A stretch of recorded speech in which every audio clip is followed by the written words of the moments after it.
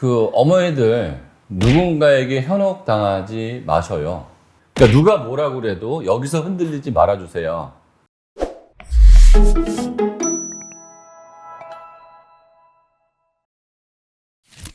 자, 저희가 이제 내신 1등급을 위한 구체적인 초등국어 공부법을 말씀을 드릴 건데요. 크게 이제 세 가지를 말씀드릴게요. 내신 1등급을 받기 위해서 초등 때 뭘 해야 될까?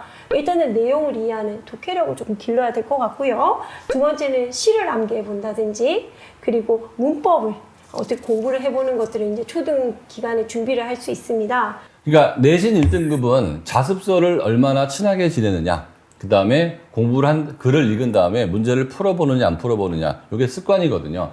항상 진도를 나가고 문제를 푸는 연습, 요거 일주일에 1시간 반 정도 읽고 문제 풀고, 그 다음에 정확하게 끊어 읽는 연습.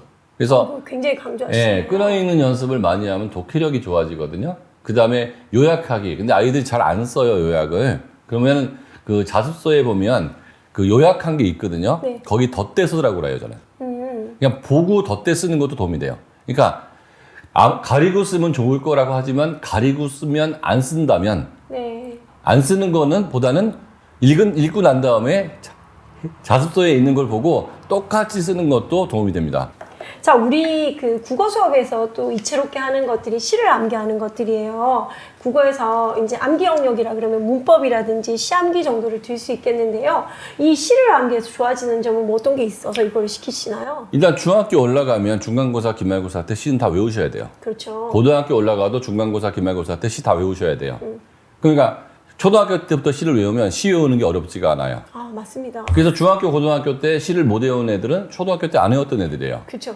근데 이 교과서 그 교사용 지침서를 보면 시는 외워서 읊으라고 돼 있어요. 암송하라고. 예, 시는 외우는 게 목표예요. 네. 그리고 그래서 시를 암기를 하게 되면 작업 기억력이 좋아집니다. 언어 기억력이. 그래서 시를 외우면서 다른 암기력도 좋아져요. 또 두 번째는 중고등학교 내신 암기에서 시를 당연히 외울 거기 때문에 시를 외울 때 미리 훈련되어 있기 때문에 그때 시간이 절약되고요. 그 다음에 암기력이 좋아지면 다른 과목도 잘하기 때문에 전체 지능이 향상됩니다.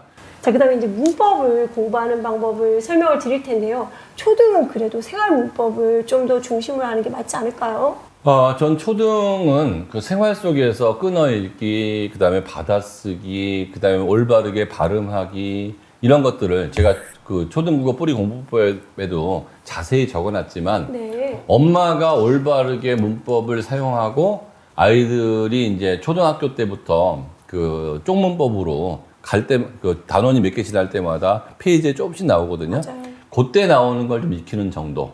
그렇게 쭉쭉 나가시고요. 일상생활 속에서 존댓말 바로 쓰고, 끊어 읽기 잘하고, 발음 잘하고. 그 국립국어원에 들어가면 모든 국어 교과서 문법 책의 그 근본이 여기에요.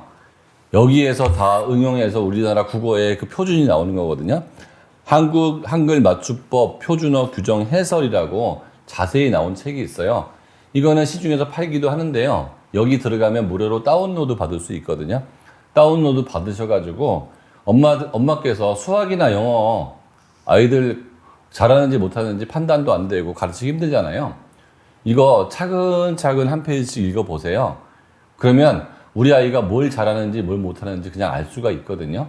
그리고 그 엄마하고 요거에 대해 얘가 여기에 어긋나는 거 있으면 그때 좀 친절하게 알려주시면 아이들이 굉장히 좋아합니다. 왜냐하면 딴 애들이 모르는 걸 알기 때문에. 그래서 국립국어원 사이트 들어가서 요거 무료로 다운 받으셔서 공부하시면 좋을 것 같아요. 좋습니다. 자, 이제 그 대망의 수능 만점을 위한 초등국어 공부법을 가보겠습니다. 이제 소장 영역이에요. 네. 그러니까 그 어머니들 누군가에게 현혹당하지 마셔요. 기둥을 하나 말씀드릴게요. 그러니까 누가 뭐라고 그래도 여기서 흔들리지 말아주세요. 잘 들어보세요. 문학하고 문법, 화법, 작문 이런 모든 것들은 정규 교과 과정으로 95% 거의 100% 해결이 된다. 그래서 수능에서 가장 어려운 10문제는 그 과거에는 문법이 포함되어 있었는데 요새 엄매로 그 선택으로 바뀌면서 선택 과목에 유불리가 있으면 안 되기 때문에 문법이 쉽게 나오기 시작을 했거든요. 네. 그래서 10문제가 어려우면 10문제 중에 10문제 다 비문학 독서지 문학이든 문법이든 그런 것들은 없다고 보시면 돼요. 그러니까 결과적으로 우리 아이가 공부도 잘하고 성실하고 머리도 좋고 그런 아이라면 문학이나 문법은 지금은 잘 안 될지 모르겠지만 고3이 끝날 때는 다 해결이 된다. 그러니까 대책은 어디서 세워야 된다?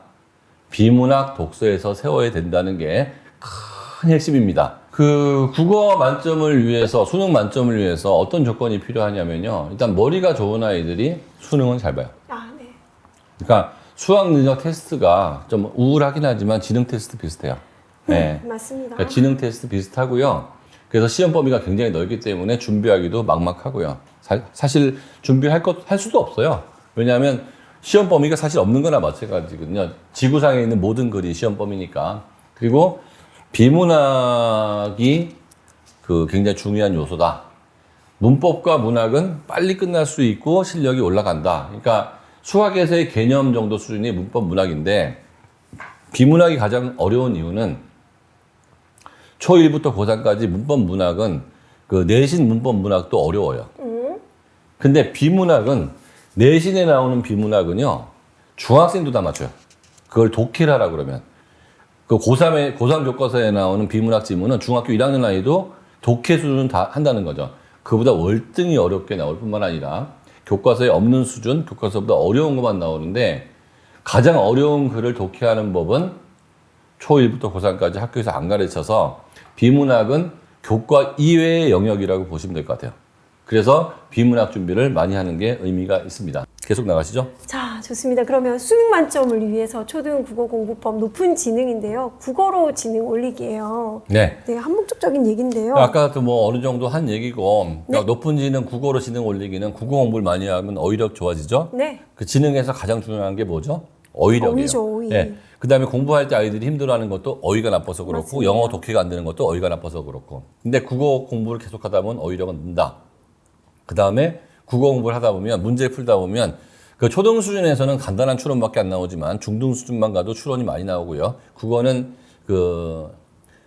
속진, 그러니까 선행 개념이 없기 때문에 하다가 고등 개념까지 올라가게 되면 거의 대부분 추론이거든요. 추론을 잘한다는 것은 언어 추론이 잘해서 다음 글에 뭐가 나올 거를 예측할 수가 있고요. 그 다음에 비문학 중에서는 이제 독해력, 어휘력, 배경 지식을 나눠서 설명을 드릴까 해요. 먼저 독해력 한번 설명을 해 주십시오, 소장님. 그러니까 비문학 지문만 체계적으로 하시면 된다고 그랬잖아요. 네. 그냥 문학은 학교 공부 따라가는 건데 제가 가르치는 이유는 그냥 안 하면 안 되고 형식적으로는 꼭 해야 될 것 같아서. 근데 실질은 비문학이에요. 그래서 독해력 기르기는 올바르게 읽기, 초등학교 때부터 끊어 읽는 연습. 아이들이 글자만 읽는 경우 진짜 많거든요. 정확한 발음으로 읽기, 분석하면서 읽기. 분석하면서 읽기는 어떻게 하면 되냐면요. 읽은 다음에 문제 풀면 돼요.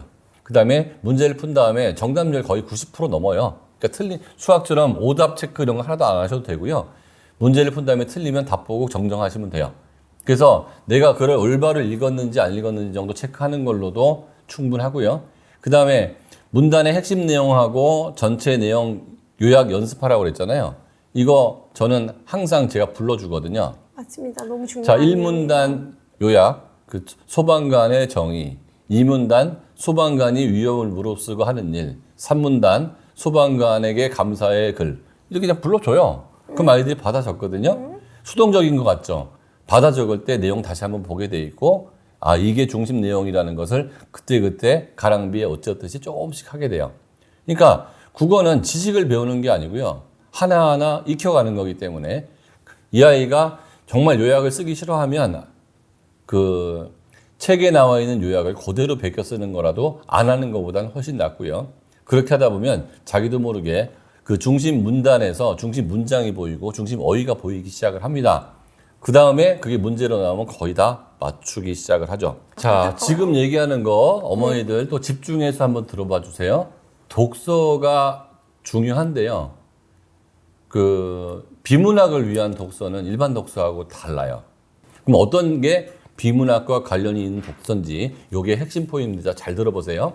어려운 책을 읽어야 돼요. 재밌는 책은 아니에요. 재밌는 책은 감수성이 생기는 거지 독해력이 안 생겨요. 그러니까 한 페이지를 넘기는데 끙끙거리고 넘겨야 돼요. 쭉쭉 넘기는 책 있잖아요. 재밌게. 독해 하나도 안 된다고 보시면 돼요. 그러니까 숨쉬기 운동은 근육을 형상시키지 않아요. 숨쉬기 운동은 맞네요. 하루 종일 천천히 걷는다고 해서 다리 근육 생기지 않아요. 그렇죠. 무거운 걸 들고 뛰거나 빨리 뛰어야 숨이 차고 다리가 아파야 근육이 생기고 폐활량이 좋아져요. 그러니까 우리 아이가 쉽게 읽는 게 아니고 어려운 책과 다양한 책을 읽어야 되는데 사실 이게 쉽지가 않아요. 네. 왜냐하면 어려운 책은 많이 읽을 수가 없죠. 그리고 그거를 다양하게 읽으려고 그러면 시간이 너무 부족해요. 그래서 비문학 문제집을 많이 푸세요.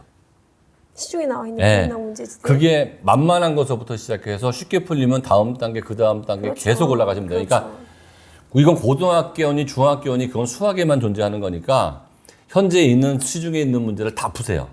그래도 몇 권 안 돼요. 그리고 금방 풀 수 있어요. 그러니까 수학처럼 한 문제 푸는데 시간 많이 안 걸리니까 그러면 독해력하고 배경지식이 같이 커집니다. 그러니까 문제를 푼다고 생각하면 굉장히 부담스러울 텐데 그냥 문제집 독서를 한다라고 생각하면 마음이 편하실 거라고 보는 오히려 거예요. 그럴 수 있겠네요. 문제집 독서. 그러니까 비문학 책은 문제집 독서라고 보시면 되게 좋을 거라고 생각합니다. 좋습니다. 우리 그 다음 이제 어휘력 한번 말씀드리겠습니다. 어휘는요 어떻게 기를 수 있을까요, 소장님? 그러니까 어휘는 매일 꾸준히 공부하는 거죠. 제일 중요한 거는 그러니까 책을 보면서 어휘가 나오면 그때 찾는다 이건 아닌 것 같고요. 찾을 시간이 없어요. 그때 나오는 거는 추론을 하는 거고. 네. 그다음에 교과서나 자습서에 나오는 거는 동그라미 쳐서 외우시면 되고. 네. 그 다음에는 어휘책을 하나 잡으시면 그 교과서에서 부족한 어휘를 따로 공부할 수 있는 기회가 되거든요. 그러니까 초등학교 때부터 어휘책은 하나씩 가져가면 되는데 국어 어휘는 영어 어휘하고 다르게 반드시 외울 필요는 없고요. 읽고만 넘어가도 실력이 올라가고요.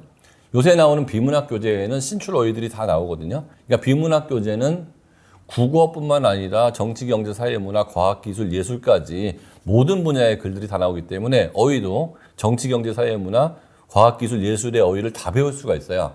그래서 국어책에 나오는 어휘만 갖고 있으면 장르가 좀 제한되어 있는데 비문학 교재에서 공부하고 거기 어휘를 정리하면 도움이 될 것 같고요.